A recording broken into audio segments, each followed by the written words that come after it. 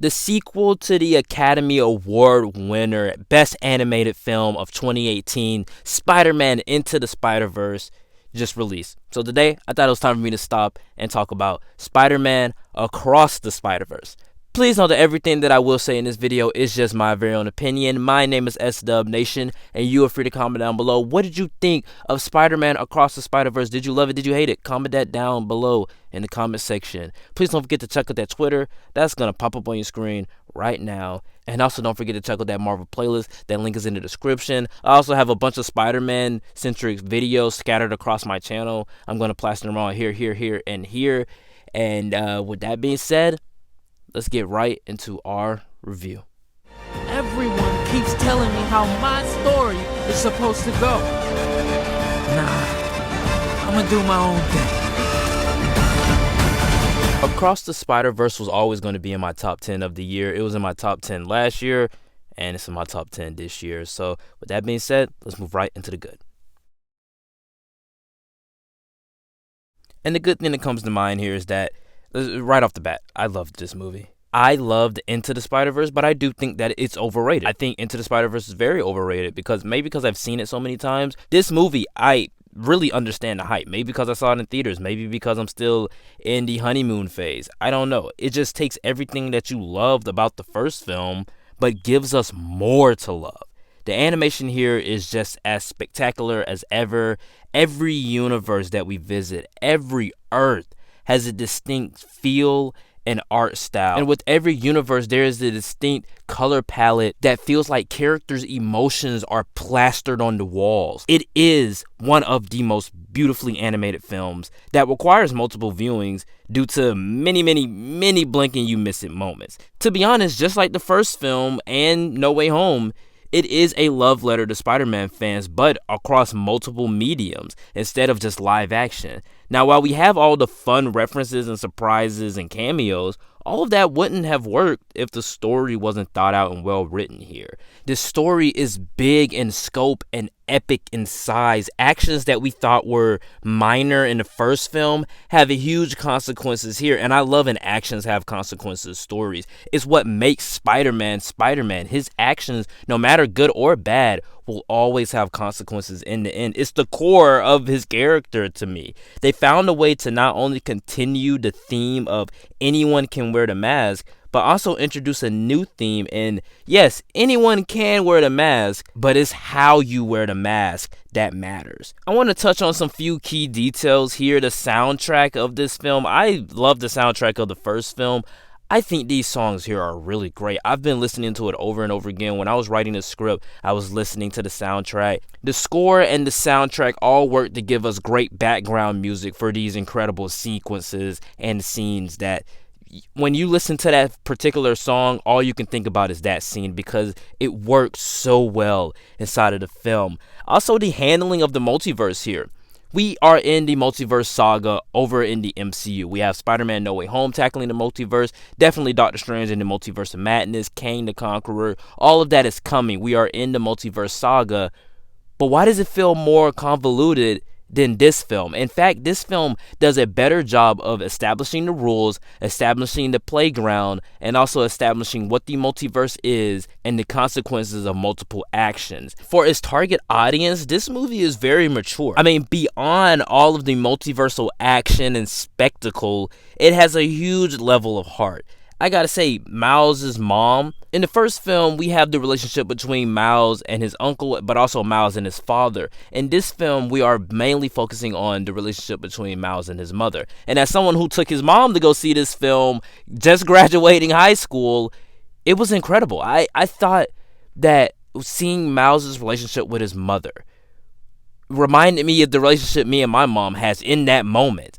She has an incredible speech inside of the film that we hear in the trailers, and even though in the trailers it didn't give me chills, inside of the film, when you're watching it, you are floored and filled with emotions, and I almost cried because of the fact that this is everything that my mom tells me, and she's sitting right next to me, and it's like she's hearing a different combination of the same words that Miles' mother is telling her son that she told me. And in that moment, this movie sold me. Also, the film is just really engaging. I tell you, there was like 40 minutes where I literally blacked out. I blacked out of everything that was happening on the outside world, and I just was floored and glued to the screen. Miguel, aka Spider-Man 2099, is an awesome character inside of the film. Very terrifying. His score is incredible, but also a very tragic character. In the sense that he's antagonistic, yes, but he's not a bad guy. He's a spider, just like everyone else. He is a good guy, just like everyone else. Yes, he's antagonistic. Yes, you don't want to see him hurt Miles, of course, but you also can see where he's coming from. And due to you seeing his backstory, you understand completely why he's doing what he's doing. And I think Oscar Isaac did an incredible job voicing this character, as well as the rest of the voice cast. Hailee Steinfeld, Shameik Moore, Jake Johnson comes back as Peter B. Parker with the baby. The voice cast here, I'm not going to speak on it too much, but the voice cast here is still pretty incredible. Incredible voice acting, especially with Miles' mother. But the actual villain here, other than Spider-Man 2099, if you can even call him a villain, Spot, is a character that just isn't very menacing at first. You see him trying to rob an ATM, and he doesn't know the full strength of his powers yet, and he doesn't understand his powers yet, but you can tell that he has some type of history with Miles. But throughout the movie, when he's slowly getting used to his powers, understanding them more, he then gradually builds up to be one of the most terrifying villains inside of any comic book film. And lastly, I gotta say, this movie is actually funny. It's been a while since I laughed at a comic book film. The people that wrote this movie understands humor. Almost every joke worked for me.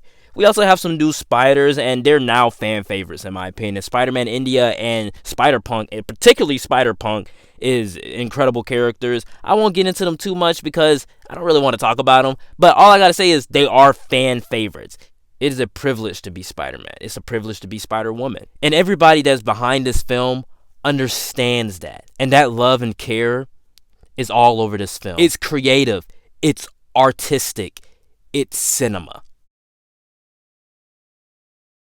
We're in our mix section, and these are not good things. These are not bad things. These are just things I wanted to talk about because as of right now, I have really no negatives. I can't think of anything except for the runtime. I guess I could just talk about the runtime here, but that's still a mixed thing because I was so engaged inside of the film. But anyway, audio of the film was not the best. Characters like Spider-Punk had dialogue that were almost inaudible at times. And it is a two-parter, so how it ends can be criticized a little bit. In fact, like I said in my good, I had 40 straight minutes of just edge on my seat anticipation. Please don't end here. Please don't end here. Please don't end here. And I was just floored and glued to the screen. When I was in that 40 minutes, the part that I was thinking it was going to end at, it didn't. In fact, the middle of the movie, before the last 20 minutes, is the end. The last 20 minutes is just set up for the next film. Also, again, the runtime. This movie is the longest animated film in Hollywood history in the States. And it's pretty long, but at the same time, literally, I was an hour in and I didn't even know it. I literally thought, like, when the plot actually kicks in, we're an hour into the movie. This is a 2-hour movie. So when the plot actually kicks in, that last hour is all of the stuff that people are talking about. But I think the first hour is just as good. But again, I was indubitably engaged. In conclusion, Spider-Man Across the Spider-Verse transcends what you think a Spider-Man movie is, introducing a theme of actions have consequences, and even the smallest ones. We have gorgeous animation, the soundtrack is great, incredible story, engaging dialogue. Like I said, I blacked out in like 40 minutes of the movie because I was on the edge of my seat. I was having a blast with this film, and also they were able to handle the multiverse in a way that even the MCU and their multiverse saga is not doing the best, and they were able to do it. They found a way to craft a story that continues the theme of anyone can wear the mask, but also introduce the new theme, it's how you wear the mask that matters. It's a spectacle, it's funny, it has a whole lot of heart. I cannot stop raving about this movie. Spider-Man Across the Spider-Verse is an A+ and a 9.8 out of 10. And one of, if not the best, Spider-Man movie to me. It's probably going to be number 2 on my list. It's probably going to be number 1 on my list. I don't know. I'm still in the honeymoon phase. This movie is incredible.